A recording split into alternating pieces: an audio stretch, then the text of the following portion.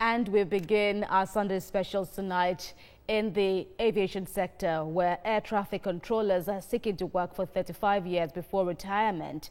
President, National Association of Air Traffic Controllers, Yomi Aguru, says this will enable the association solve the problem of scarcity of critical manpower in the subsector. Lillian Ezimark reports. It dwarfs all buildings at every airport. It's the control tower.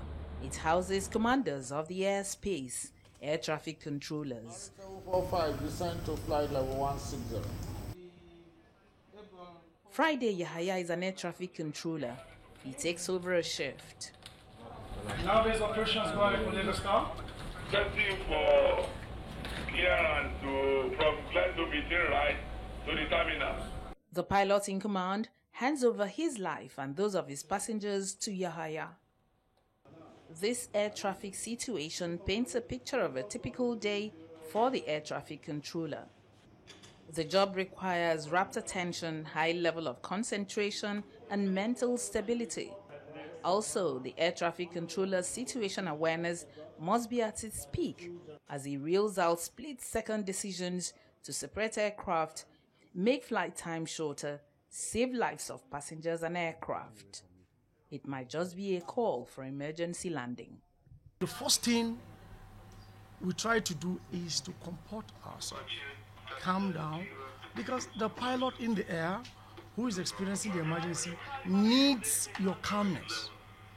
If he is going through that situation and you yourself, you are also confused, then it will add to the stress the pilot is going through.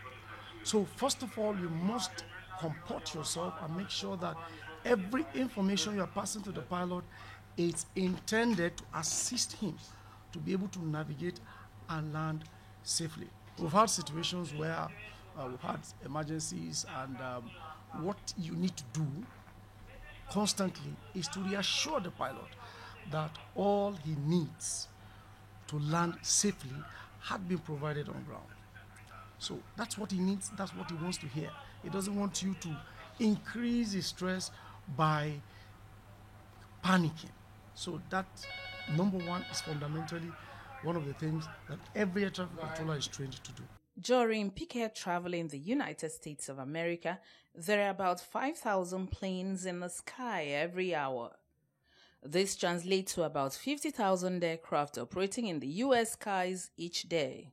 Nigeria's airspace is less busy, with 350 air traffic controllers in its employ, but International Civil Aviation Organization recommends 700 air traffic controllers. Like our work involves a lot of aircraft calling you, and then you'll be talking to them from time to time. In other words, you put some of them on queue.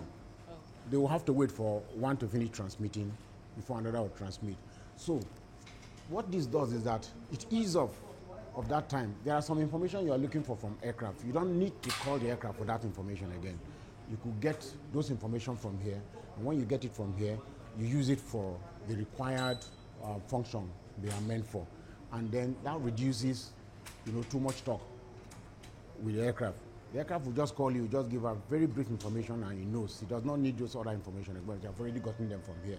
So this is the advantage of the information we'll get through the flight radar 24 system. The air traffic controllers are challenged by shortage of manpower, poor staff welfare, lack of continuous staff training, poor communication between the pilots and air traffic controllers, among others. The air traffic controller is not in the right frame of mind.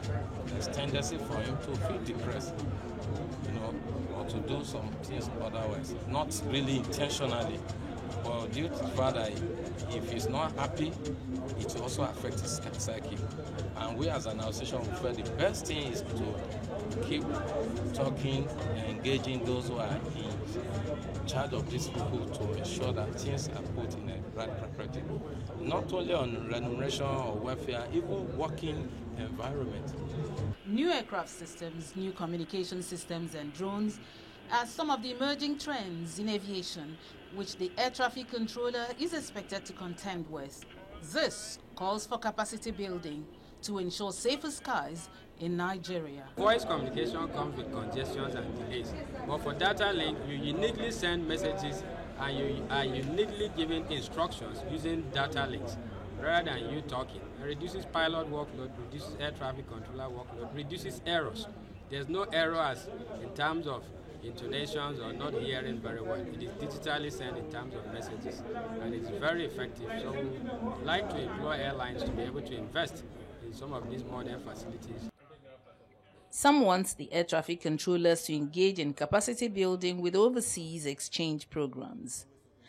Despite the challenges, Nigerians expect high-quality contributions from the air traffic controllers for the development of the country's air navigation system for the safety of the flying public. Lelian Ezemark, TVC News, Lagos.